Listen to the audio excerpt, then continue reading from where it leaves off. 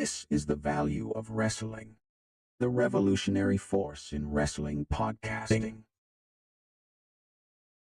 Oh, ladies and gentlemen, we are back and we are live. We are here with the Value Wrestling with your weekly roundup. Yep, it's the roundup. I always want to say rebound. I don't know why that always comes out of my mouth, but this is the weekly roundup. Ladies and gentlemen, thank you for joining us. And this is your Christmas Eve edition of the weekly roundup live right here on YouTube. Thank you for joining us. Thank you for being here. We appreciate you all for taking time out of your night to come to listen to us ramble, rant, and talk about the world of professional wrestling. Yes, ladies and gentlemen, we thank you for being here. And, of course, let's get right into the party with the introductions. Of course, the man who's been gone for a couple nights but has finally made his return. Go on, the only Paulus Clarke. Oh, you know. And of course, the one, the only, the master of New Japan Pro Wrestling, Miguel Z. Oh, you know. And of course, it's me, I'm the Big Tyme. Ladies and gentlemen, we are here, and we're ready to give you your Christmas Eve special, yes. And we're going to jingle all the way into the conversations. Mr. Clarke's favorite Christmas carol of all times right there. A little bit of jingle bells for the fun of it.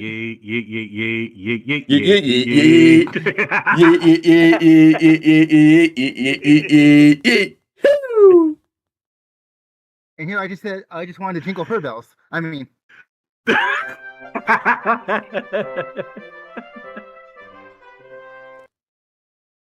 Alright.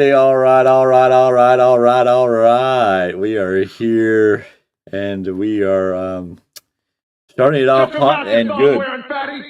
Exactly. Gentlemen, how are we doing this week? At home, you shouldn't be talking about. It's all good. I would not put that out on the internet. That's all I'm going to tell you. You want to open your mouth, insert foot, and tell the world what you wear in your private home, then I mean, congratulations. Oh, yeah. Anyways, how are we doing today? Mr. Clarke, how are we feeling about the week in wrestling today, Christmas Eve? What do you have to say for your opening segment? man, we're getting so much closer and so much closer to really ramping up. We just got a few more days to get through. Then we can start the new year off right. Oh, we are, ladies and gentlemen. We're going to start it off right. We got New Year's, we got we got Monday Night Raw, day one, and then we got SmackDown, New Year's Revolution. NXT has New Year's Evil. Everything looking hot and intelligent there. Mr. Z, how are you feeling today? How are you feeling about the week in wrestling? How are you? Are you excited? I know you've been busy celebrating Christmas for 3 days solid now, it seems like, and you got one more day to go. This right here should have been treated better. Just saying. Hey, I think Lashley and the Street Profits were treated perfectly right.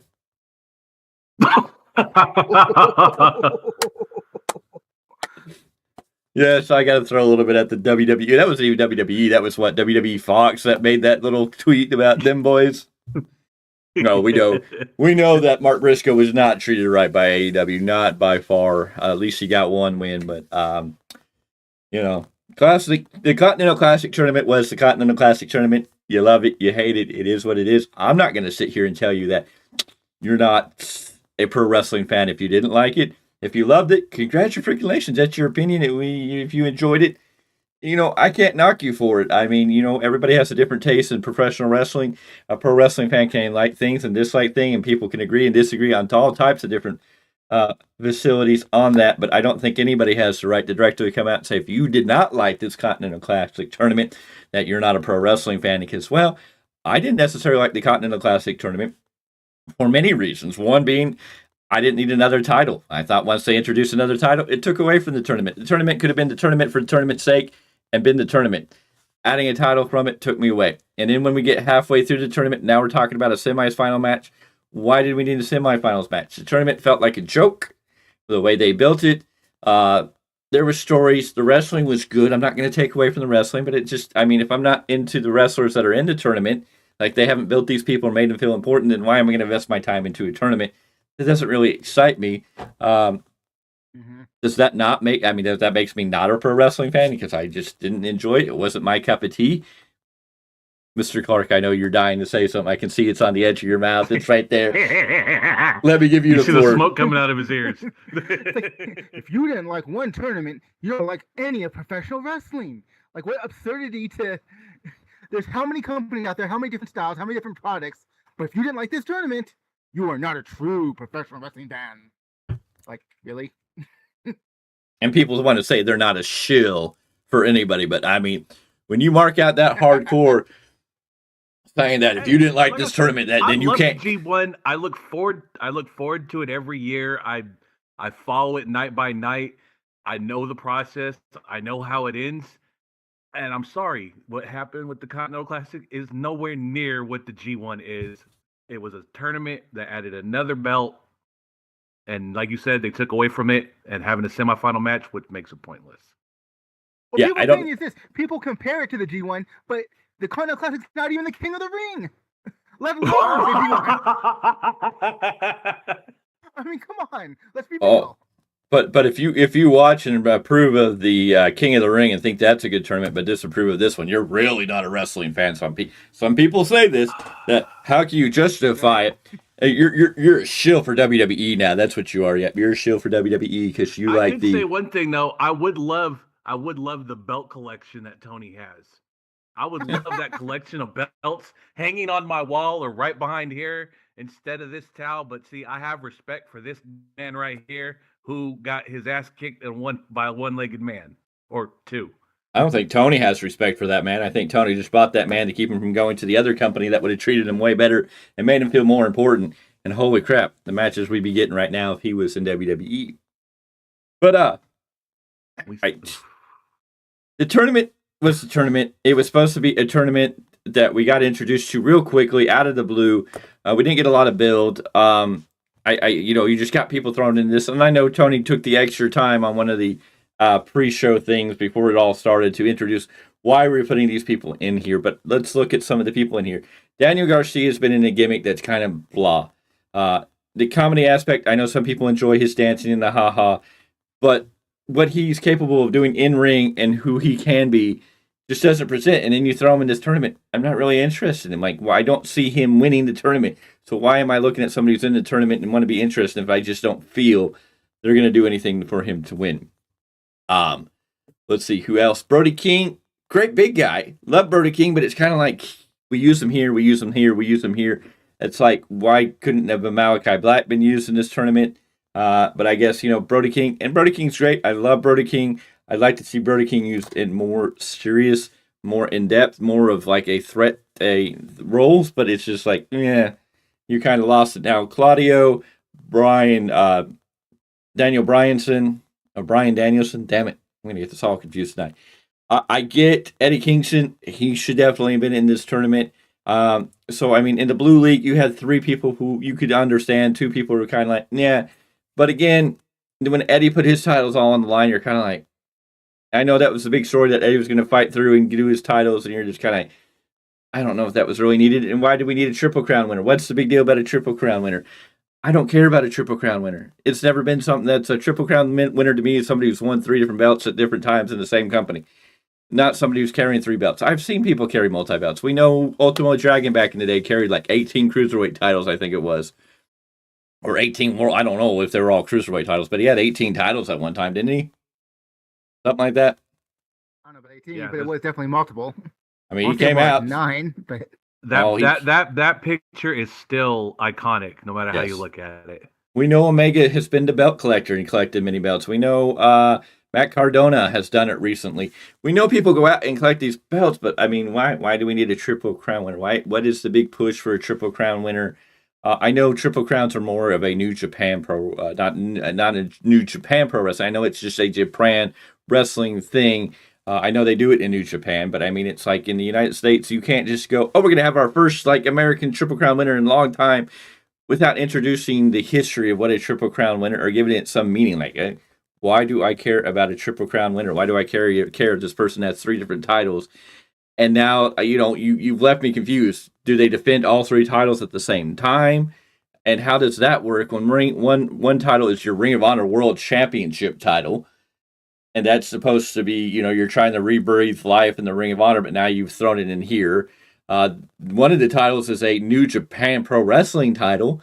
So, I mean, how does that work? And in your new title that you're putting in here with other titles, so this title really that you just created doesn't really mean anything because you're not selling the Continental title, you're selling a Triple Crown winner. And I don't understand, and they never gave us any reason to buy into the importance or the prestigiousness or anything that has to do with the Triple Crown winner. And this is why I couldn't get into it. Why do I care about a Triple Crown? Why do they need 3 belts? What's the big deal? And so to sit here and go, oh, you didn't like the tournament, you're not a pro wrestling fan, I think it's just an outrageous claim. I think you're talking out your butt and blowing smoke when you can have your opinion. That's how you can feel. You could love the tournament. I'm not going to take that away from you. But I don't think you can claim other people who didn't love it aren't pro wrestling fans when we look at it maybe in a slightly different view than that.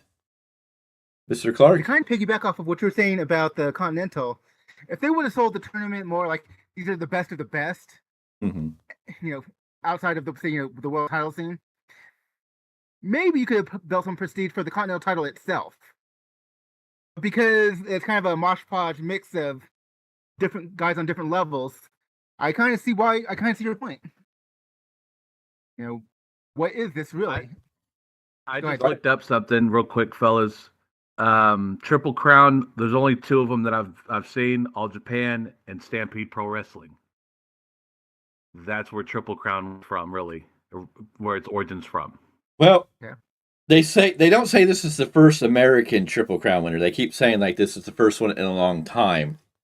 So I'm like, who was the first American? Like, if there was somebody else who was an American Triple Crown winner, then who was it? And why aren't you selling this history? Like, they want to promote the Triple Crown winner, but they don't want to give any prestige by giving any history. It's just like you're expected to know this stuff.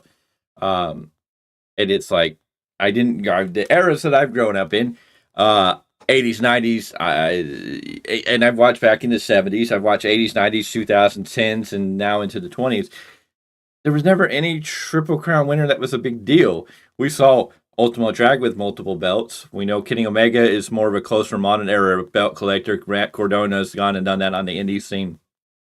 We know Matt Hardy kind of did that with Matt and Jeff with the Hardy Boys collecting their tag team titles. Oh yeah, the tag titles. Yeah, the tag titles. Yeah. I've known, and we've had people carry 2 belts at a time. But I mean, for a little bit there. Yeah, but I mean, they just haven't sold me on the prestigiousness of a Triple Crown winner. So when you take a tournament and put these people in it, and then if we look at the Gold League, you put Jay White in there, and then the problem I have with Jay White got beat by 2 men with 1 leg. Almost got put in a match with Adam Cole, which was stupid, and the stupid MJF storyline. Got beat down by the Devil, and this man hasn't said anything about getting beat by MJF or the Devil and not having any repercussions. He just went into this tournament, and initially they kind of felt like they weren't going to do anything with him.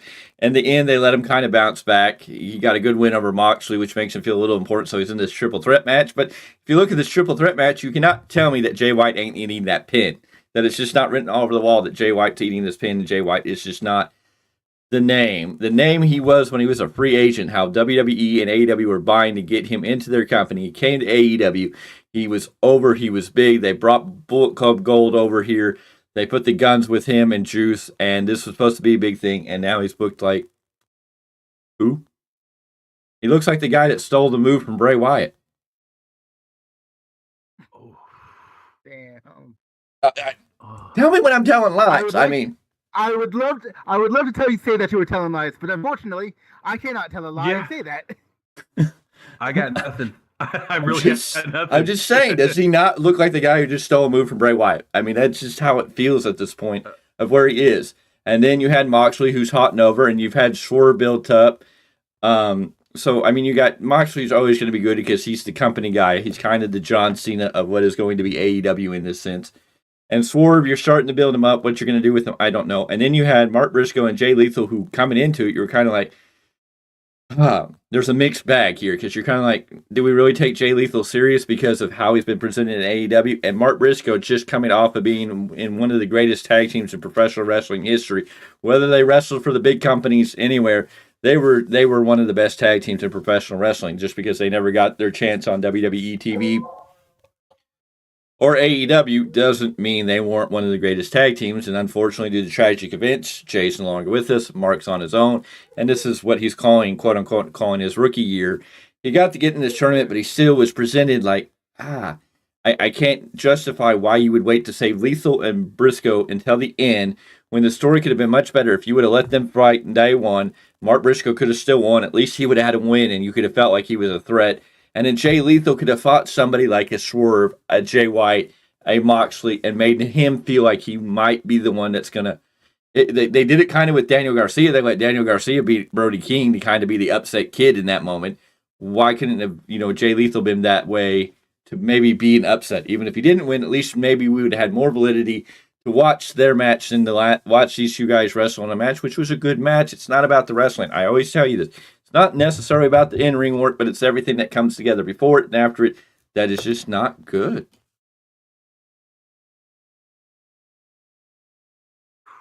You're telling... No, I can't say that. Damn it. No. No lies. Hey, real quick, folks. Everyone in the room, I just want to say what's up to the handful of people that are in there. If you guys got questions, please ask. If you have an opinion on what we're saying, please go ahead and voice it. We don't judge here. We're all wrestling fans. We're here to enjoy it. And this is a conversation. We want you to join in the conversation. You're welcome to join in the chat and put in your 2 cents, your 10 cents, or your $5, whatever it may be. Go ahead and jump in the chat. But if you're also here, go ahead and make sure you hit that like button. Let's get this up in the algorithm so other people are out there can catch word of what we're doing right here on the Value Wrestling, your Christmas Eve edition. Not a dotty. We haven't seen a Santa Claus in any of the shows this week, did we? Yes, we had Kofi Claus, which I ranted and raved on. Oh, that's right. Yeah. So horrible, we forgot about it. Yes.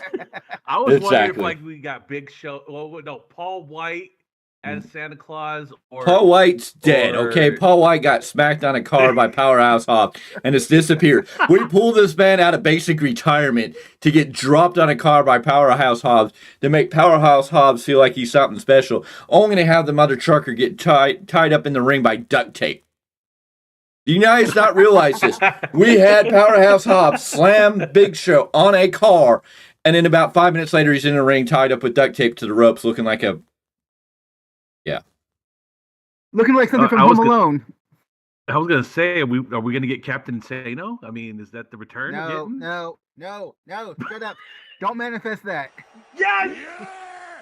Yes! Ladies and gentlemen, we've been on air for 19 minutes, and I got fired again.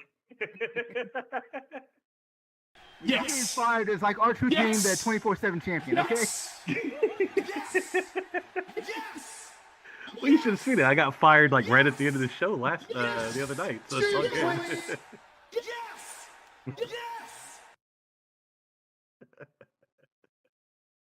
It doesn't matter how it makes you feel. And please, we will not. I heard yesterday in our chat someone bringing up the Judy Bagwell segment. Please, you tell me not to give this man ideas. You keep bringing it up. We have our Judy Bagwell in AEW. If you watch Collision and watch this crap with Chris Jericho and listen to Nick Wayne's mom talk, I'm like, this is hideous. Whoever thought this woman could run a promo? Why'd they even let her get on a live mic? This was total just garbage. I'm like, we're headed to this is WCW, and it's later. You know what? I think Tony Khan is working with Vince Russo. Tell me when I'm telling lies now. I think Tony Khan's working with Vince Russo. Come debate me on that one. Nothing. I wonder why he's been happy on his podcast lately. They got nothing because they can't even not say that's not even a possibility. As sad as that is, you can't even look at me and go, This is Vince Russo booking. I guess Tony Khan went to the school of Vince Russo. Okay, so if we get the forklift match, I'm blaming you because I didn't bring it up anymore. Blame Vince Russo, brother. You put the seeds out there. Yeah, you did. Oh, Blame- it's gonna come back at blame me. Vince Russo. Jim Cornette, we need you. James E. Cornette, Jimmy, we need you. We need you bad. We need you to take out Vince Russo. Some way, some form. We together here at the Value Wrestling support you, Jim, in taking out Vince Russo. God. Well, he has said it before that if he's in a wheelchair, his wife's supposed to take him out there and piss on his grave. So it's all good. Yeah, he has said that before. That's right. Oh, yeah. Yeah. Jim Cornette's making more sense of professional wrestling. It's scary when he talks about this crap. But people hate him, and that's what they don't like. They don't like that Jim Cornette knows his shit. It's No, like, that's the reason most people that's why he's getting so much heat, because people are like, he's hitting the buttons. But hey, if you hate AEW and you didn't like the Continental Classic, you're not a pro wrestling fan, so you better be careful, because the great voice of wrestling podcasting, because some people think they're so grand and have their way, and it's their way or the highway. And it's okay. Hey, you know who you are, and I know who you are. But if you ever want to get together and do you join effort, and I know you're huge, and you got way more numbers than us, and we're just little small time. But I'll sit down and debate you on the difference of how you can still be a pro wrestling fan and not like this tournament. Because my key points would be the tournament didn't feel necessarily important. The matches were. It's not about the in-ring work. We got to take away the in-ring work, but it is the matches didn't necessarily feel important by the announce team or the reasons. And yes, you can pull these little storylines. Go, this is this storyline. This is this storyline. Yeah, you're justified. You have some grounds there. I think you're stretching a little bit. But again, why do I need another title? Why do I need a Triple Crown winner? Why not tell us what Triple Crown really means? Why is this such a prestigiousness that we should take if none of us really know who we can't name a Triple Crown winner without having to look it up? So, I mean, why wouldn't you tell the history of a Triple Crown to present it? And Tony, this may be your chance to save it. Next week, you've got Dynamite. You've got Collision. We're going to the World's End on the 30th. We are 6 days away. We are on Saturday. Wow. Saturday, World's End. Good God, are we watching this thing? Yes, I guess we have to, because that's what we do here. We watch AEW. We watch their pay-per-views. We come here and we talk about it. So we'll be here. Quick question, and I need to know this. Do I need to be sober for that show? Because I have a feeling You need to be. You need to be capable to be on this show. Is all I'm going to tell you. You need to be capable and functional to be on this show. So that's all I'm going to tell you. What you do? Last time I said something, everyone was mad at me for saying that I needed a happy session to watch AEW, and I was you're talking about his Twitter rant. Yeah. Well, as long as you can be on this show, coherent and capable of doing your job, we will. You don't necessarily need to put what's going on out into the public domain in that sense, but I mean, as long as you're a functioning, capable person that can have a conversation and put input that is valid and stuff, yes. But yes, gentlemen, we have World's End on Saturday night. I look like Tony for like 45 minutes, just my eyes both bugged out and just staring off into the blue. And Tony, life. He's coming for you. Are you afraid for your life? Run. Yeah. Hey, a wise man once said, "Run." That's it. Oh. Now, piggybacking off of some of the podcasters that have this opinion, like the Continental Classic, one of them would not debate you because he does not like to backpedal. He hates the backpedal. Yeah. And if you bring up logical arguments that he can't, poke holes in. Yeah. Well, we're small time. I don't think he's going to deal with small time YouTubers. I don't even know who he's really bad at, because it's obviously not us, because I don't think he even knows we exist at this point in time. But I'll make ourselves exist just for you on this night. Because I think someone knows we exist because we get occasional dislikes. So I have a feeling it's coming from the forums. Somebody does, yes.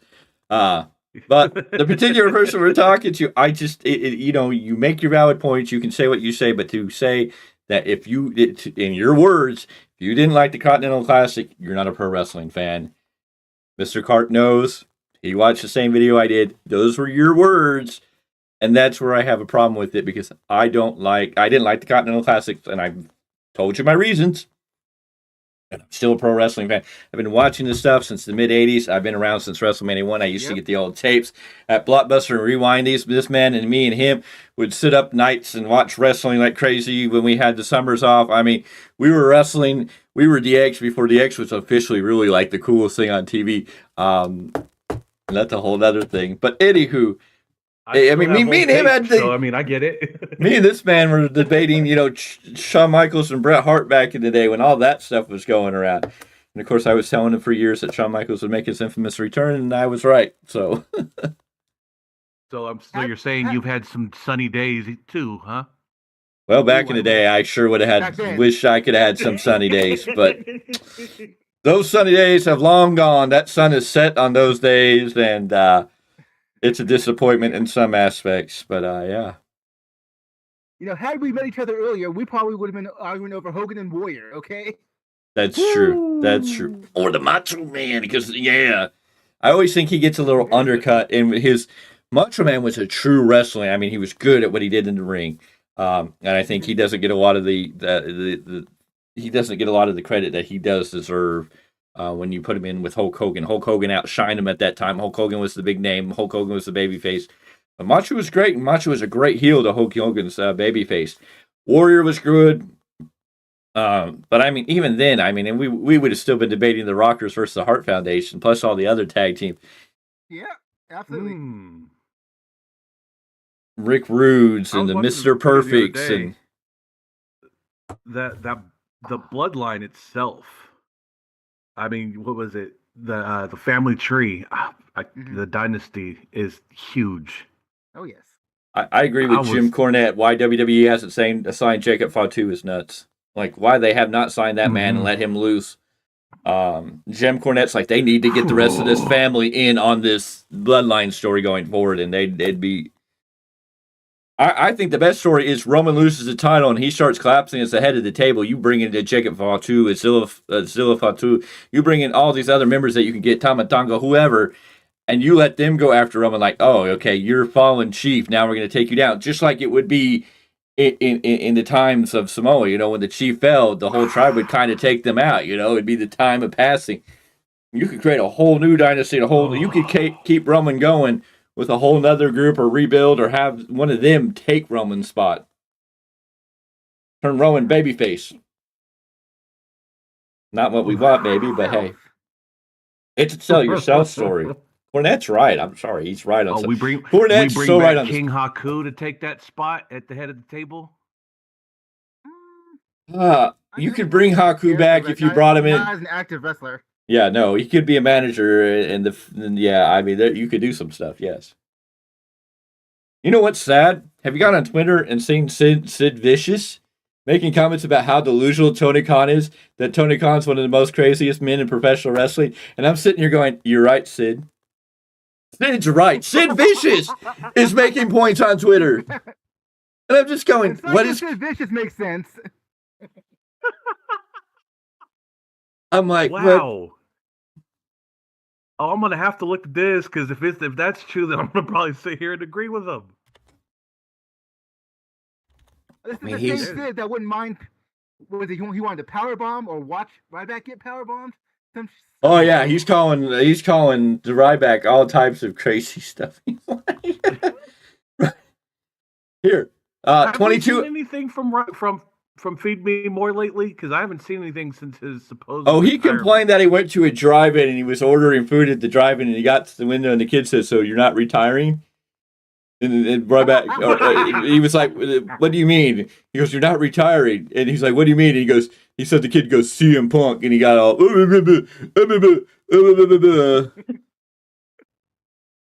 Here we go. Sid Vicious at the Psycho Sid 22 hours ago. Tony Khan is a buffoon. Sherlock. Thank you. Thank you. Sid Vicious at Psycho Sid, and that's Psycho with an S. December 22nd. Tony Khan is the most delusional human I've ever seen. On the 21st, from the same Twitter or X feed, Sid Vicious at Psycho Sid, at the Psycho Sid, I mean, Ryback's mind runs slower than a broken clock. December 20th, Sid Vicious at the Psycho Sid, Tony Khan has daddy issues. On the 19th, Tony Khan's favorite drink is Coke. On the 18th of December, I went to powerbomb Tony Khan. On the 17th of December, Tony Khan is a clown. On the 16th of December, Ryback, I'm fixing to break my leg off in your backside. On the 15th of December, Ryback, you will be powerbombed. Next, Dr. Harvey Wilferman will check your vitals. Finally, you will be carted off on a gurney. There we go. Gurney, there you go. On the 14th of December, Ryback, I'm going to powerbomb you until your mind becomes intelligent. Poor Sid, how many powerbombs are you gonna have to give him? Maybe Psycho Sid can show what a powerbomb symphony is to Wardlow. Wardlow. December 13th, Ryback, go live, pal, and retire. December 12th, Ryback is half the man that I am. Ryback, my powerbomb on you is going to be stiffer than the last promoter you stiffed.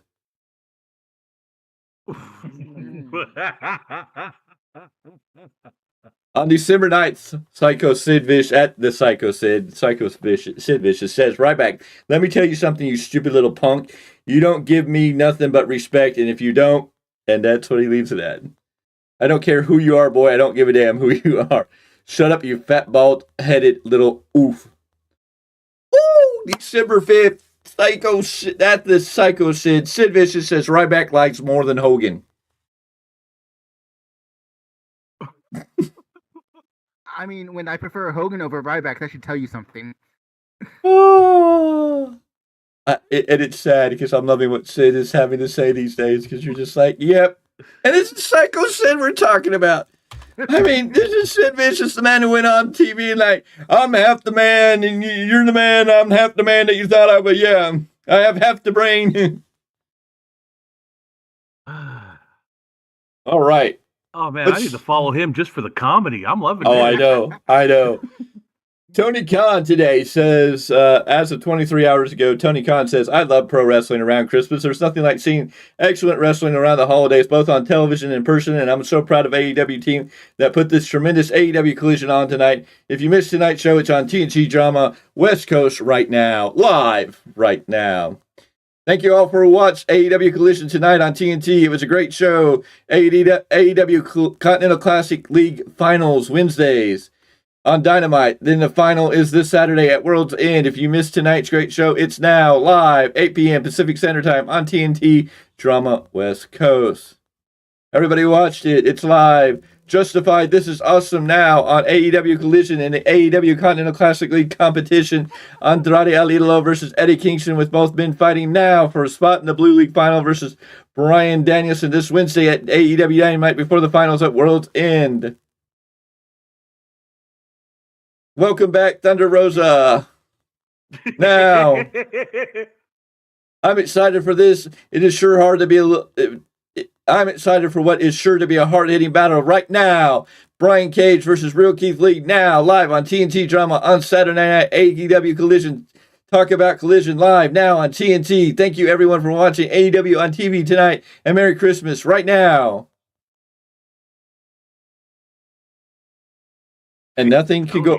And you know what? I can understand being positive and trying to find the positive in every aspect, but at some point you have to step up and go, okay. You know, I mean, there's only so much positivity you can look at something. And criticism isn't about trying to take away the positive spin you may have on things, but criticism is to, you know, make you look at things and go, oh, this is right now. Yes. Someone needs to hide the energy drinks from Tony Khan, because good God, bro.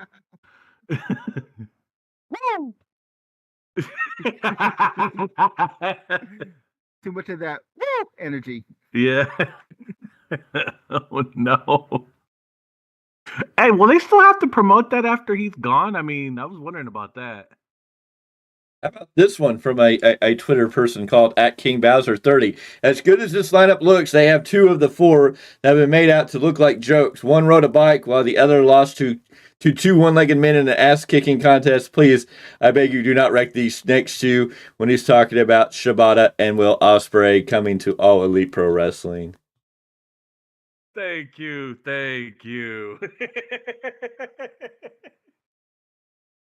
It's okay because WWE's going to what is it? All Japan Pro Wrestling. There we go. AJPW. There you go. I think the highlight of Collision was seeing Keith Lee come out in a pink Santa hat. No. Yes, his fool came down in a pink Santa hat, came down to a ring. Then he got on the promo and talked about how he's going to destroy a house brick by brick or cinder block by cinder block. So we see where that's going. So let me ask. Circling back to that after all this time. Because Tony Khan can't book anything new, and he doesn't know what to do next with Swerve, because Swerve isn't. With that being said, I don't think Swerve's winning this thing. We're going to get Moxley versus Bryan Danielson. Bryan Danielson's going to win. Bryan Danielson's going to be your first AEW Triple Crown winner. Whoopie freaking do Triple Crown winner. And I love Bryan Danielson. I love this man. This man is great. He's talented, except that I wish, somebody would step up and go, dude, you don't need to kill yourself out here in the ring, okay? If you somehow die in the ring before Ric Flair, something's seriously wrong. Right. Oh. Anyway, speaking of Bryan Danielson, how do you like his new gimmick, the Pirate? Hey, Tony, why don't you get Paul Burchill, tag him up? They can be, I don't know, for you, probably butt pirates, because you probably get a kick out of that. Oh, man. Damn. Your guys' face is priceless on that one. I mean, Tony Khan's used to throwing money out there. I'm sure he can buy Johnny Depp for a couple appearance contract. Bring back Can I ask you the Pirates of the Caribbean gimmick. Yeah, Johnny Depp can be their manager. Anyway, so let me ask you guys this question. Have we had a cage match in AEW? Does AEW even have a cage? Well, they had that weird blood and guts thing going on. No, I'm not talking about the explosion match between Moxley and Omega where everything went bad. No. They have their own War Games match that they've done a few times. Yeah. So they have a cage. Yeah. So why are we getting at World's End Christian Cage versus Adam Copeland for the TNT Championship in a no DQ match? What does that really do? Why is this not a match that we're seeing in a cage? Let alone, why is this not a match we're seeing on a ladder? Except I probably don't really want to see these two get on ladders and do what they used to do because one of them probably wind up dead. Deals with old Vince, I mean, he should be asking for the triple cage plans. If he's working with Vince, this would probably be we'd have Nick Wayne's mom in a shark cage and probably a dildo above the shark cage, some weird stuff. And the only way you can win, the only way you can save Nick Wayne's mom is by giving the other guy a concerto. Some craziness. That's how I don't know. Do we care? World's End. We got another match for World's End. Christian Cage versus Adam Copeland. No DQs for the TNT Championship. So how's this work out? How am I supposed to believe Adam Copeland's going to come out ahead on this? It'll be the night that we see Nick Wayne's mom get a concerto. I don't want to see Nick Wayne's mom on my TV anymore. That's all. I mean, why is she even here?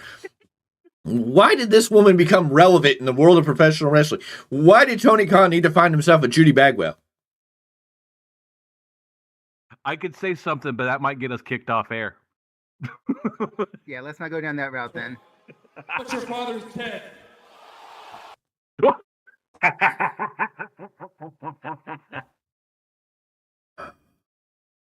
I don't understand it. I don't get why. I was okay with her when she didn't talk. You folks in the chat, like those that are there, can you give us an idea of why Nick Wayne's mom's there? I mean, we'd like to hear your voice. Got to see something here. Your best conspiracy theory. Anything. Please. Tony, get on. Come on, Tony. We know you're watching. Get in the chat, Tony. Explain yourself. Here's another one. Well, AEW, are we ready to see? We will never be allowed at a media scrum. Are we ready to see Nigel McGuinness come out of retirement to face Bryan Danielson If he in can actually do AEW? it, sure. Can we get it in a pure rules match? Because I don't think Yes. he's that. Yes. Thank you. Yeah. Does Tony Khan know what that is? Technically, Good point. I think. Yeah. I mean, he does have control over the pure championship, therefore. Are you sure?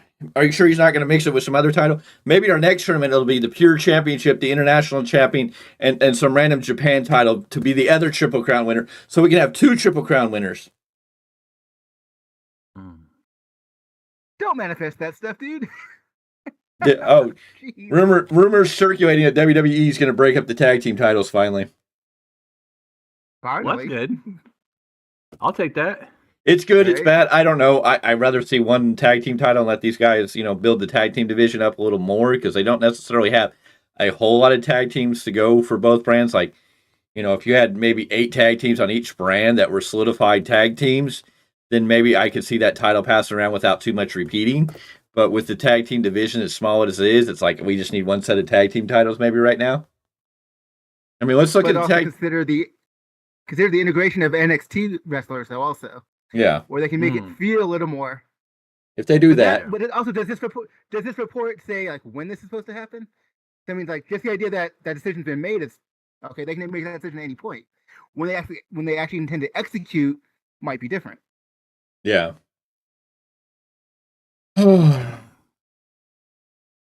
WWE is going to be on a hot streak. They've got 2 good shows coming up this next week.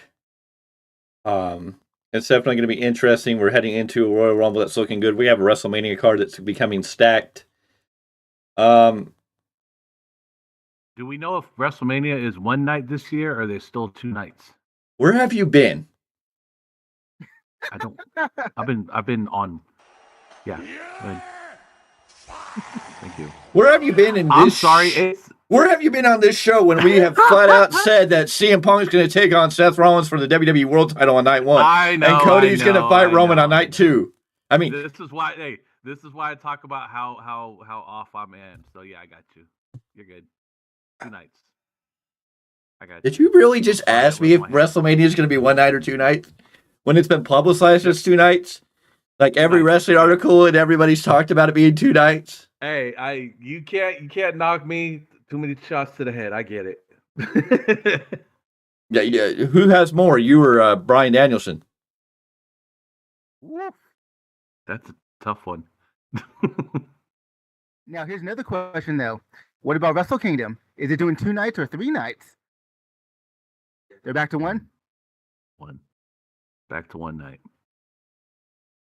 Dynamite New Year's Smash. Are you guys ready for New Year's Smash on Dynamite, which won't even be on New Year's Day, but it's going to be a Dynamite New Year's Smash Wednesday, the December 27th. It's a New Year's Smash on the 27th. Not even in the new year. How do you call your show New Year's Smash when it's not even the new year? December 27th, AEW Dynamite New Year's Smash. Also, AEW Collision. And Collision will be probably New Year's Smash, and Rampage will probably be a New Year's Smash. Yeah, that's the way they do stuff. But none of them are going to be before the new year. Tony Khan, you're freaking retarded. Are we really interested in MJF and Samoa Joe You can't say defending? that. You will offend someone. I'm not a wrestling fan, so what does it matter, right? And you guys fire me for asking the dumb questions, and he don't even know what day the year starts on. Are we interested in Samoa Joe and MJF defending their titles against these Devil Mask Men? Is it going to be the Ski Mask Devil Men, or is it going to be real Devil Men? It's my question. The fact that there's been no progression on the Devil storyline in general, we don't know who's who, what's what. No, I don't give a shit until you reveal some faces that we give us some weight to why we should care. I think it's going to be. I think it's going to be Adam Copeland. I think you have Samoa Joe is a part of this. Maybe not directly, but he's associated with Adam Cole because Adam Cole tried to put, oh, you need to team up with Joe. I think it's the Kingdom. I think Adam Cole wishes he could go back and work with Triple H because I think that he misses his buddies and then realized the Undisputed Era was probably one of the greatest things he was a part of, and now he's over here wrestling the devil. I guess Vince can wrestle God, and everybody else can wrestle the devil. I don't care because it's like so blatantly Adam Cole at this point. I mean, they'll shock me if it's anybody else, but everything's like, who else calls MJF Max? So, I mean, it's going to be Adam Cole pulling the strings in the background. I wonder if Joe, and here's the other thing, if MJF has not re-signed his contract and his contract expires January, he says the 1st, other sources say middle of January, sometime in January. If MJF is supposedly out of the company after the 1st, does he not lose the title on the 30th to continue that storyline? Which I'm not mad. Joe could be a great AEW champion, but I don't. I don't see it happening. I'm kind of along the lines of some other podcasters that believe he's already signed with AEW. I'm under that belief. I hope he hasn't, because I think he's stupid if he did. MJF, you see what they're doing with Lexis King there, sir. He looks like $1 million. MJF can walk in the main roster of WWE tomorrow and be ready to go with anybody on that main roster. He could go to Raw, he could go to SmackDown. Yeah. He could walk in and look CM Punk in the eye and go, hey, you thought you got away from me? He could walk in and shake hands with Cody and run wild with Cody if he wanted to. He could be the one that helps Cody get to the world title match somehow through the Elimination Chamber and then turn on Cody after Cody wins the world title. MJF would be a self-made man. MJF could walk in and go face-to-face with him. He could show up on Miz TV and they could throw the whole promo and then Miz could look at him and go, oh, you think you're a better impression of me? And then MJF could go off on Miz going, I don't have to be a better you. I'm the best me. And that's, I'm the best there is type, whatever his catchline is. Man. I'm better than you and you know it. Bada bing, bada boom. Oh. I mean, MJF could walk into WWE with anybody. He could walk in and look across the ring with anybody. He could walk in and stand toe-to-toe with Seth Rollins, be over. He could walk in and stand face-to-face with Roman Reigns and be fine. Yeah. So, I mean, I'm not... MJF would Can we get him and Paul Heyman on the mic against each other? I'd love that. That would be great, but I don't know how that's going to work. Unless you put Paul Heyman back with Punk and you turn Punk heel and you're giving me a babyface MJF. That's the only way that's really going to work. I can't see Paul standing... I can't see MJF going against Roman with Paul. That dynamic, but I mean, MJF technically could go... He could be the one mother trucker that could walk in the ring and basically tell Goldberg... Or not Goldberg, but Brock Lesnar off and kind of be viable about... going, yeah. I mean, he's one of the few people that you're like, he might get his butt kicked, but you can at least see him telling Brock Lesnar to go shove it, that I'm not scared of you.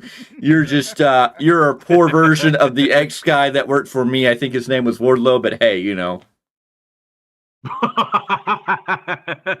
MJF would be the only guy that I could see walking in and chewing out Brock Lesnar. Now, he might get his butt beat by Brock Lesnar, but I could see MJF doing that and being viable in that situation. For sure. Yeah.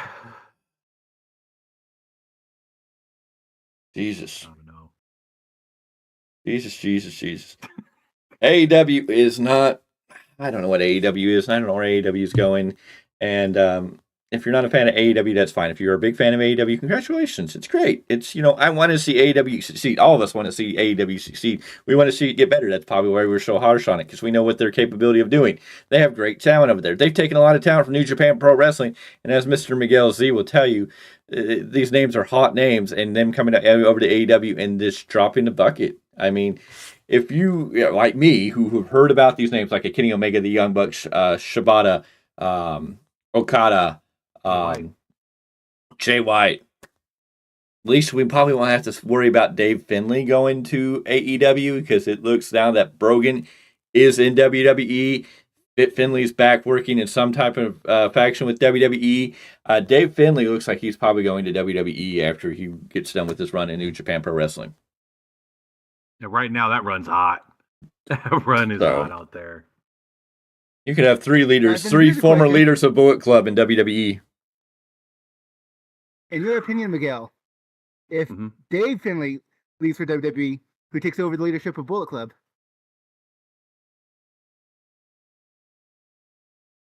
Who's left? That's a good question too. Yeah, who's left? I couldn't tell you at this point because there's nobody that's Jay White needs to go back and take over. same. There you go. No, there's Juicy. You could go back. Juice could definitely do. I mean, Juice is kind of. I don't know how he's actually better. I mean, he's the only one of the few people that can say he's okay on AEW. But again, I don't think Tony Khan does anything with him. They just let him go out and be himself. Do his thing, and they don't really put any construction. He's not really being pushed or anything, but he's just out there being the. You're like, this guy's going to be good. Juice Robinson. Yes, he's the stray bullet, and they're letting him do what he needs to do. So they haven't really hindered him, but yeah, he could definitely be the guy that takes over Bullet Club. Well, you even know you see it now. Just because things are wrong in AEW, at least they, they have the women there to still keep someone's attention. The women As wear. long as it's not black and white. Oh, God, jeez. AEW.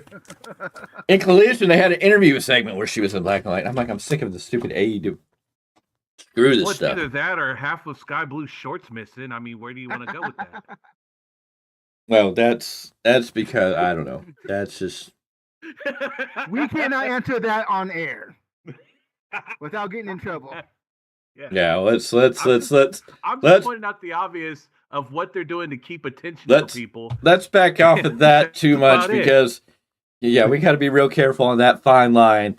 Sky Blue is a very beautiful woman. We gotta be real careful in what we're doing here on that fine line because we can get a lot of heat that we don't want negative. My apologies, folks.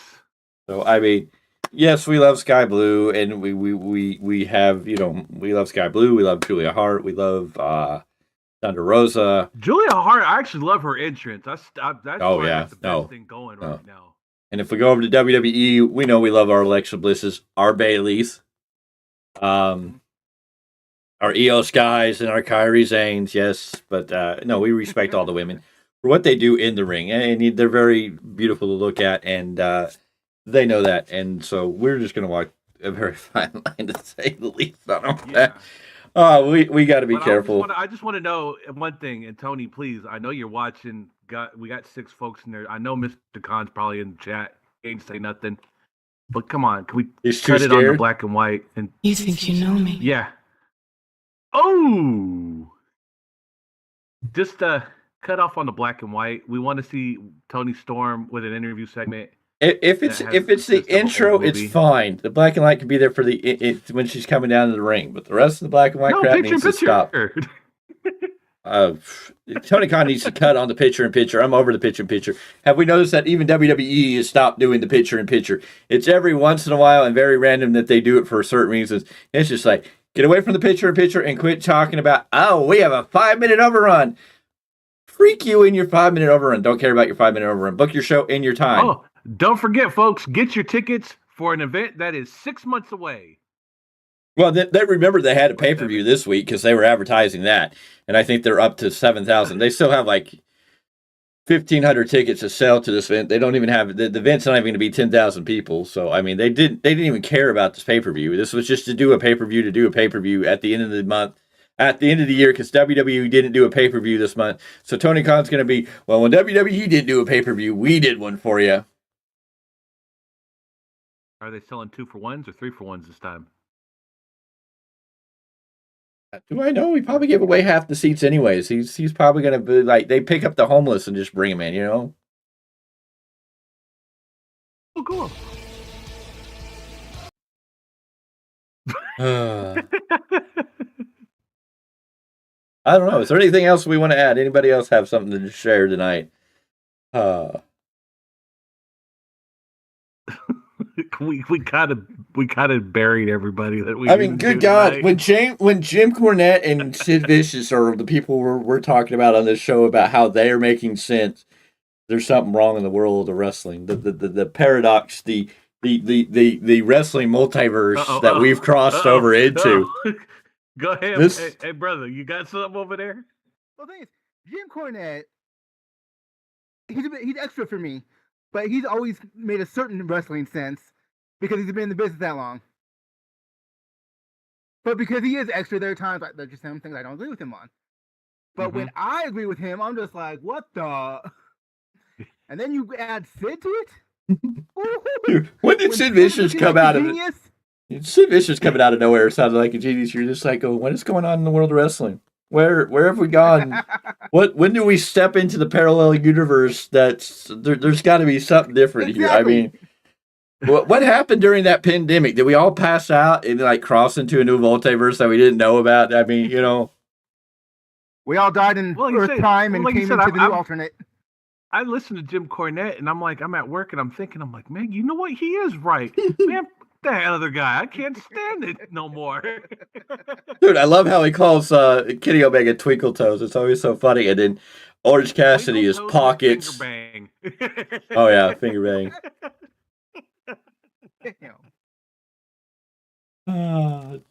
Jim Cornette, he's a great listen. He's a great listen. It's entertaining, but then when he starts saying things that make sense, you're just like, I know that this show is. Said Sid. So, I mean, I haven't even heard that Sid had a Twitter. Yeah. Jeez. Let me ask you this: if Jim Cornette doesn't like the Continental Classic, is he not a pro wrestling fan? Has somebody let Jim? Has somebody let Jim Cornette know that? Oh my goodness. Oh man, I'd pay to hear him rant on that. Please, someone tell him. I don't think the other person that's a podcaster is big enough to get Jim Cornette's attention in that way, as much as we're not big enough to get this other podcaster's attention in this way, even though we'll be throwing this up on Twitter and I'll be tweeting at him directly, but I'll also, at the Jim Cornette, I'll make sure we get the tweet out to see if Tony, we get anything. Can you hear me? Don't do it. Don't do it. You're just validating his issues. You're proving that everybody's against him. He's proving all these bots are real. That people are just out to get Tony. Remember, Tony's the last of the outlaws in the world of wrestling, trying to take down the big WWE. He's the last one here. And I thought that was supposed to be Jeff Jarrett's gimmick, the last outlaw. Oh no. Can we get Jeff Jarrett teaming with Sting, teaming with Ric Flair, and I guess you can throw Paul White and we can get the Old Horseman?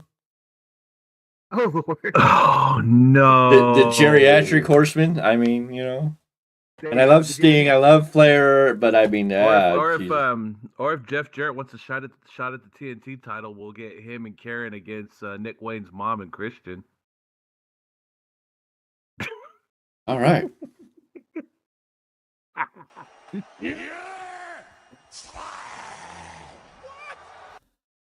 How many times in the same show?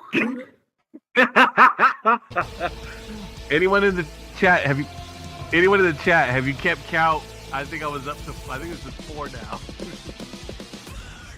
Yes, Sonny in the chat said Charlie Dempsey to represent NXT and All Japan Pro Wrestling will challenge for the Triple Crown Championship on the January 3rd.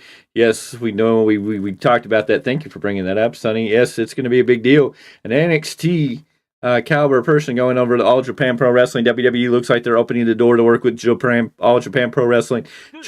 NXT Japan looks like it is going to be closer to a thing. How that's going to affect New Japan Pro Wrestling over there, I don't know. I know New Japan Pro Wrestling has their name solidified in Japan as the big dogs, but WWE getting any kind of footing over there is definitely a huge, huge deal. Yeah. The forbidden door in WWE has been open. Block, like we said, man. And we still... a lot like Daddy. And we still don't know what the partnership may be between TNA and WWE. Oh. Well, didn't Great Muta say something about his promotion possibly working with WWE? Yes. Yep. Noah.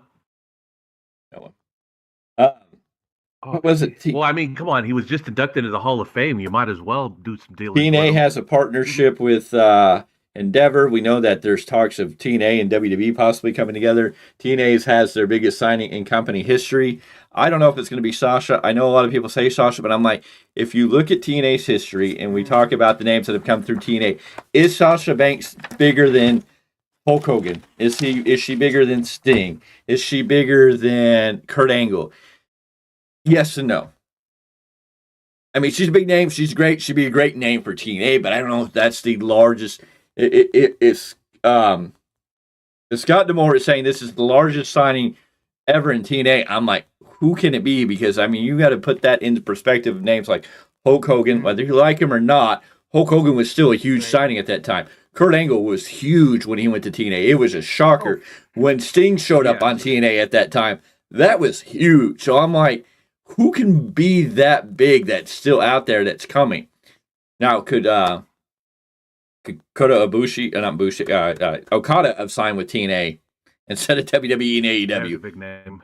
That would be a big name, sort of. I don't know if a TNA crowd and people in that level would see him as bigger than a Hulk Hogan, a Kurt Angle, or a Actually, yes, they would Sting. because they're also that AEW crowd. It's a smaller, maybe. smaller fan base. Yes, there's a lot of cross promotion, and there's a lot of respect for what New Japan does. Thank you. But for the American audience, I'm still not quite sold on that. I'm still not really sure about that. And I love Sasha, and she's a big deal, but I don't know if Sasha is bigger than those names. But at least Sasha can make an argument for herself. Yes. Yeah, because I mean, she was the reason why last year's Battle in the Valley sold out not even a couple of days after her name was announced. She make a claim, but I'm still having a hard time. I don't know. The only name that keeps coming to my mind is maybe Zack Sabre Jr. He's the last name that's floating out there in the world. But then you gotta say bigger than Hogan, bigger than Angle, et cetera, et cetera. It's like, yeah. Right now, Zack Sabre Jr. is bigger than most people. I mean, you talk about the big names in professional wrestling that are not WWE. You know, it's Will Ospreay, Zack Sabre Jr., and Okada. I mean, those are the names. I'm trying to think of who would blow people. You don't know who's coming. So who is this person? That's why I even threw out there, what if AJ Styles is going back to TNA? What if WWE and TNA have a working agreement? We're going to see. We don't know how long. So much. We don't know how long this signing is. Gimmick. Oh yeah. So I would love mean, that so much if there was some kind of cross promotion there. Oh my god. and maybe TNA signed Goldberg. Goldberg's been dying to get in the ring. We know AEW's talked to him. Could he? WTF, man. WTF. But he could be a big name in that aspect. I mean, he fits that. You wouldn't guess he's coming. I think he's going to sign with AEW, and I think Tony Khan's going to drop the ball on that one. And then you think you're afraid of Wardlow to be a main event. You think you're afraid of what CM Punk's going to do? Do you wait till Goldberg sees how bad the booking is in AEW and how Tony Khan treats him? Tony Khan might get speared by Goldberg before it's all said and done. And there will be a camera back there filming. We know Brandon Cutler will be back there was filming. Cameras filming in London when all the crap went down. There was cameras possibly filming this thing. Of course, now we know that everybody signed an NDA for Brawl Out except Ace Steel's wife. So, I mean, she's the one that can tell the story. Oh, and then Chris Jericho did say on Twitter. Got the money to pay her to start talking. Chris Jericho also said on Twitter, on X, that he didn't sign an NDA either. So, I mean, we'll see. But we know at All In with the Jack Perry, there's cameras everywhere. So we haven't seen that video package. Oh. Goodness, folks. TV deals. Man. AEW may not have a TV show. AEW might be on Discovery. AEW might come on after the, Crocodile Hunter reruns or something. Crocky today, mate. Yeah. We're in a place called Daly's Place. They'll get that million mark, that's for sure. Hold on, folks. Today is a special version of the Crocodile Hunter. We're here in Jacksonville, Florida. We're in a place called Daly's Place, and we're going to go behind the scenes to see what a wrestler's really like in their own locker room. Oh, what do we see? Crocky! I think that's Tony Khan. He's the president. He's sitting there. He's hugging a bunch of men. This is really abnormal. but he seems to really enjoy hugging men.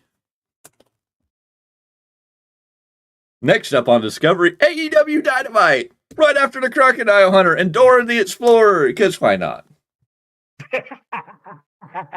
Make sure you're watching AEW Dynamite right now on Discovery, right now. Dora the Explorer's over. That'll make Tony Khan happier than anyways. Don't give him the idea, because he'll have somebody dress up as Dora the Explorer at this point. Well, first of all, Raquel Rodriguez isn't on that show. Well, he can sign her and make her Dora the Explorer, and then life would be great. Anyways. Hi, caramba. WWE may be on TBS, and not only this, here's the new rumors. WWE Raw may be on TNT or TBS, and it won't be on Monday anymore, which is fine. But you know what night of the week they're talking about putting Raw on now? What? Wednesdays. Oh, no. Oh, no. Raw is looking to possibly... my competition. Raw is looking possibly to move to another TV station, and if it's not TBS TNT, it's fine, but it's also looking like it may move to Wednesday. And if it goes to TNT TBS, that's fine. They can go on Wednesday nights. Why wouldn't you? Well, we already have a wrestling show on Wednesday nights. Can we just put Raw on Wednesday nights so we can captivate that audience? Probably be better for Raw anyways. AEW Dynamite would probably have a hard time, so I don't know where you put it. Dynamite would not be able to go on Monday nights because they would not be able to compete against Monday Night Football. And you've got Monday Night Football for 5 months now out of the year. Yep. And we know it hurts WWE Raw during that time period, so we know Dynamite would not do very good. Tuesdays, they'd be going up against NXT, which is becoming freaking hot. And then Thursdays, they'd be going against the only competition they really have, and that'd be TNA. And I don't know if they want to go head-to-head with TNA on Thursday nights. Unless they have another spot like they did last time. Where do you put Dynamite? Tony was behind that party spot. Party spot? The you mean for NWA? Yeah. Gotcha. He had to have been. So where do you put Dynamite if Raw goes to TNT and goes on Wednesday nights? Where do you put Dynamite? Online only. For what? Nobody will watch it. They need TV deals. They are in the red. They are hoping that they get a TV deal that'll put them back in the black. They need a huge TV deal. So what night do you put them on? And if Warner Brothers Discovery signs WWE and WWE's like, hey, we don't want to have AEW under the same umbrella. Though WWE did do differently. CW, they did not make NXT a sole exclusive wrestling promotion. So anybody else can go put wrestling on CW. CW is open to getting deals. Even MLW is finally going to get their TV deal after getting everything sorted with WWE. But where do you put Dynamite? If AEW goes to FX, what night do you put AEW Dynamite on? And do you move the other shows? Do you get rid of Rampage? Do you get rid of Collision? Do you move them to different nights? I'd get rid of Rampage and Collision and just stick with throw Dynamite on Saturday. Get rid of the other shows. But I think if you put Dynamite on Saturdays, you're going to see the same ratings as you're getting for Collision. Because I think, and a podcast we talked about earlier is kind of right in this sense. Nobody really wants to watch wrestling on Saturday night. And then what happens now that we've changed this whole dynamic that premium live events and pay-per-views are on Saturday nights. So if you put Dynamite on Saturday, are you going to have, and you have a pay-per-view, do you just forego Dynamite then? So you're not going to have a Dynamite episode for that pay-per-view. So, I mean, they kind of hurt themselves there. I guess if we're not doing pay-per-views and PLEs, you can go back to Sundays. But I don't know if anybody really wants to watch wrestling on Sundays. And I don't know if you can, because then you're going up against Prime Football for 6 months out of the year. Then, if not 7, because then you got Sundays or your football through August, September, October, November, December, and now even into February. Oh, January and February. So you're like 6 or 7 months if you go to Sunday. So you can't do Sunday, you can't do Monday. Dynamite, you could do, I guess you could have the Tuesday Night Wars, but I'd be afraid that NXT will beat them out of the water on that one. At this point, yeah. And NXT is only at, an hour? No, I think it's 2 hours, isn't it? No. I don't know. Oh, it is 2 hours? Okay. It is 2 hours. It is 2 hours. It was an hour originally. Okay. It is 2 hours now. And if you can't go Wednesdays. If they put Raw on Wednesdays, that'll just obliterate you'll be dead. if you take Thursdays and you try to go against TNA, it'd be interesting. Fridays, that's when your Rampage show is. So unless you cancel Rampage and put Dynamite against SmackDown, which is another dangerous water, so then you're just out. There's not really a night that you can tell me would be the best night to move Dynamite to now. If Raw takes over Wednesdays, I don't know what you do with Dynamite. I don't know how AEW stays afloat necessarily. I'm not saying doom and gloom, but I'm looking at it going, crap. Because I'm thinking about it right now. I really didn't focus on all the minor details, but I'm like, AEW Dynamite doesn't really have a home anywhere else except Wednesday nights. Uh-oh. Collision has proved that wrestling on Saturdays just doesn't really work. Unless you get eyes over there or you have CM Punk on the show. Yes, that's what I was going to bring up. It's like if you have enough interest, but if you haven't done the work to build that interest outside of having a talent like CM Punk, you're SOL. I think I lost my phone. So you lost your phone like Mr. Khan lost his mind? Do what? Yeah, I did. It's gone. You lost your phone? How do you do It's that? right here. Oh. I don't know.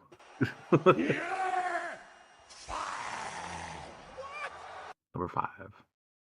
That's 5. See. Anyways. Personal issues, not show issues. Yeah, but my notes were on there too. I'm doing it for his wife. Okay, so now it Oh, yeah. doesn't affect your job. Therefore, you deserved it. I was doing it in place of his wife because I'm sure when she finds out he lost his phone, he's going to be in trouble.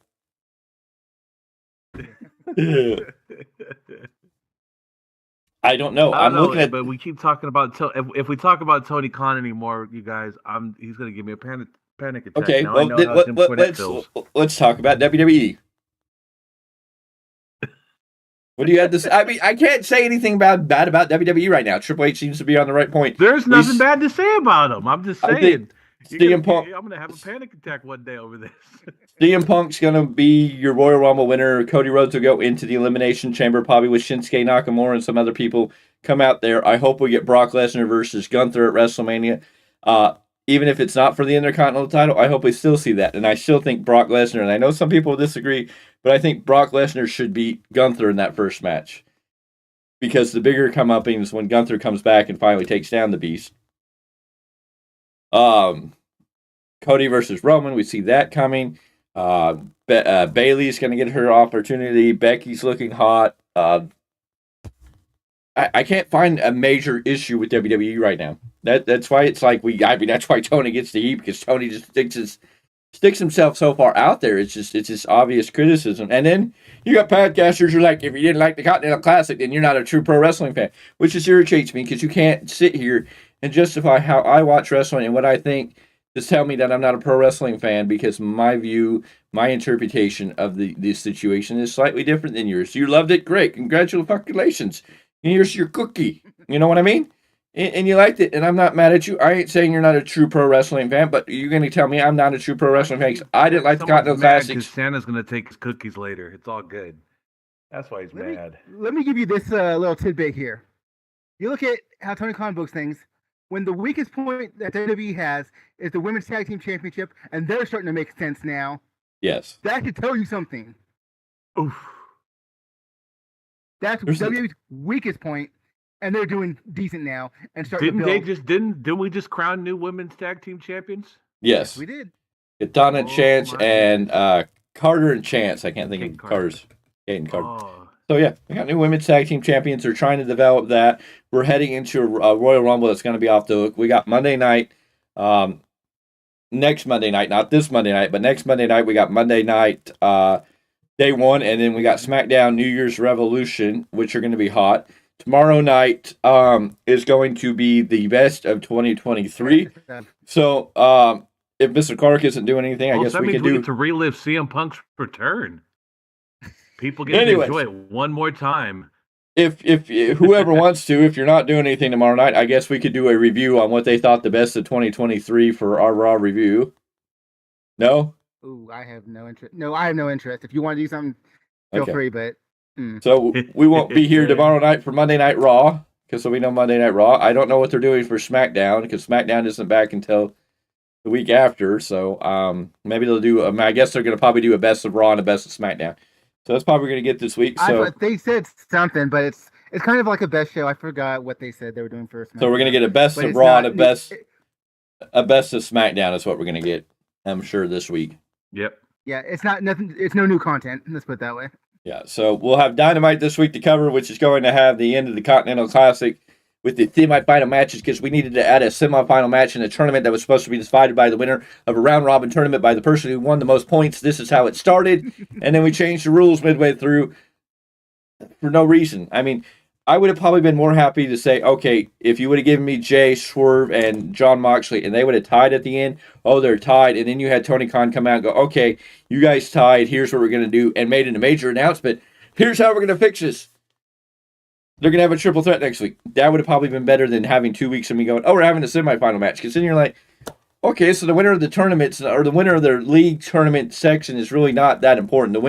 To win your league doesn't matter, because you could go perfect, but that you still have to go in a semifinal match. So Moxley could have gone, a perfect 15, right? But then he would have still had to fight another match after that, and if he would have lost, then what was the point of going through all those matches and going undefeated? That's why I have an issue with the semifinals, why it's like, well, if you're having a tournament and it's a round-robin tournament, the winner is the one with the most points, period. And you already had a blue league and a gold league, so they were supposed to face each other for this title, and that was it. Why did we need to add a semifinals? Mm-hmm. Now, if you would have just let the story play out that, oh, they all tied, so now we have to do something a little different, I would have probably been a little more lenient, a little more like, okay, that makes sense, than to have to hear, oh, we're going to have a semifinals match. Fuck your semifinal match. It is because he doesn't know what he's doing. Have they ever? How did they do it in New Japan Pro Wrestling for the G1 Climax? The winner's the winner. Top two guys, they fight. Winner of the tournament, 2 most points, they compete in the finals. So whoever has the most points at the end, the whole motions. The two guys with the most points at the end have a match, and that's the winner of the tournament. Yep. Is that complicated? I mean, what is a who had? I don't know how you have a semi. I mean, that's just stupid. And it was never mentioned in the beginning. That's the other thing that irritates me. You can't start something like a tournament and tell me it's going to be a prestigious tournament, it's going to be important, and then change it halfway through the tournament. Because I don't remember in the beginning. I may be wrong. Somebody can go back and find it. But I don't remember in the beginning them ever saying there was going to be a semifinal match. It's just like when they first started talking about it, we didn't hear anything about a Continental title. Then all of a sudden it's like, oh, we got to add a title. And then we put Eddie Kingston in the fucking thing. And then Eddie Kingston's like, I'm going to put my titles on the line each and every match. And then it was like, he's not really putting them on the line for each and every match. We're vacating the titles, kind of. He's the champion, but we're going to put the titles over here. And whoever wins the whole tournament gets to win the title. So it's not really he's putting the titles on the line each and every time. He vacated. And here's the mess up on that one. Eddie Kingston actually wanted to do that. Tony Khan's like, no, we're not doing it that way. Yeah. Because the first promo Eddie Kingston did on that was like every match he was in, he was putting those titles on the line. No, that's what he said. At one of the scrums, Tony Khan was like, well, no. It's the winner for we got this triple crown. He would have lost the titles in the first match because he lost the first match because they had to build him up to be like, oh, look, Eddie Kingston's behind, and now he's got to be the comeback kid. Yay. Like, how many times does Eddie Kingston need to be the guy that comes back from behind? Why can't he be celebrated as Eddie Kingston, the Ring of Honor champion, that's respected for what he is instead of being the guy that's always got to come from behind? Of course, he had a great promo with Bryan Danielson at the end of that show. I'm the king of the bums. I love when Eddie talks. God, I wish Eddie would go to WWE. Oh, yeah. I wish Triple H would pick up Eddie and let Eddie. Oh my God, could you see Eddie going nose to nose with Brock Lesnar? Woo! Eddie Kingston. You want to talk about people that could go on the mic with Paul Heyman? Eddie Kingston and Paul Heyman on the mic against each other.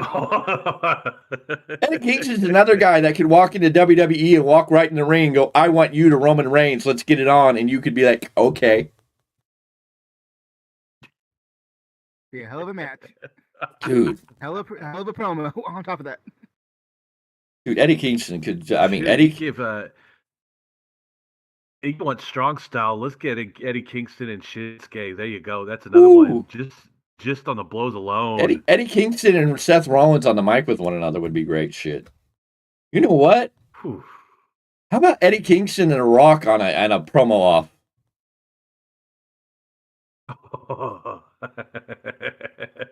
That'd be fun. Yeah, it I'll would be take it. entertaining.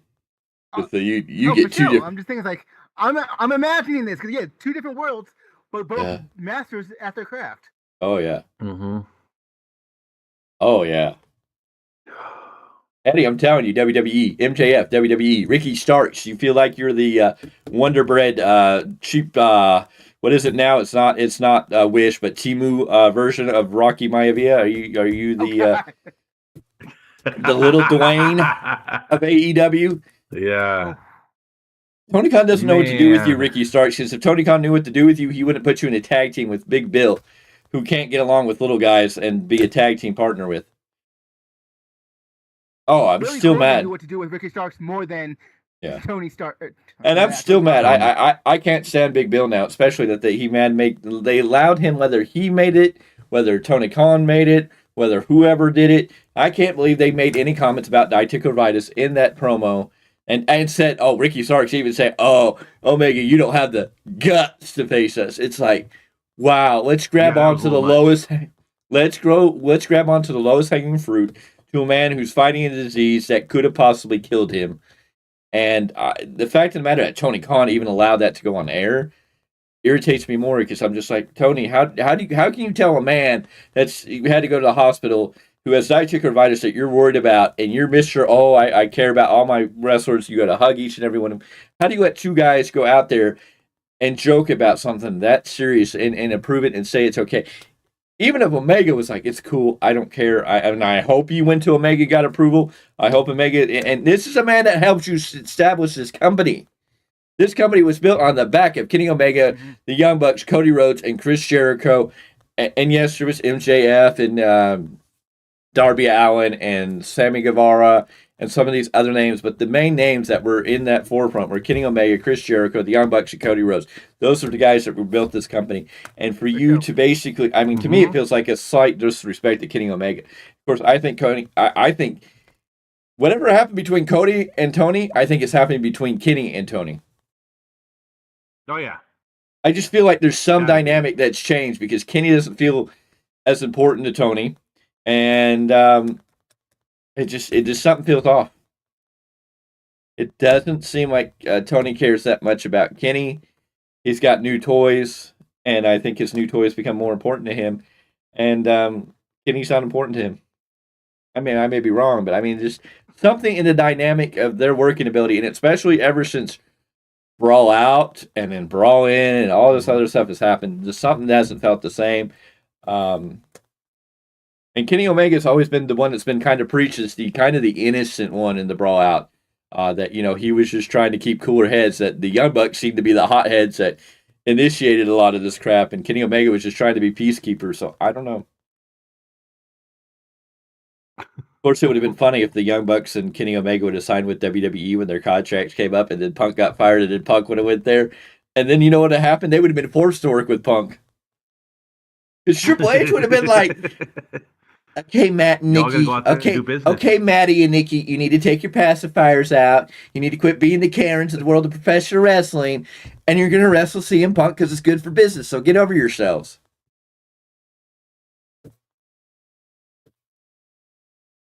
I'm sorry. Someone It's needs just- to it's send just- Tony Khan that new CM Punk doll for Christmas.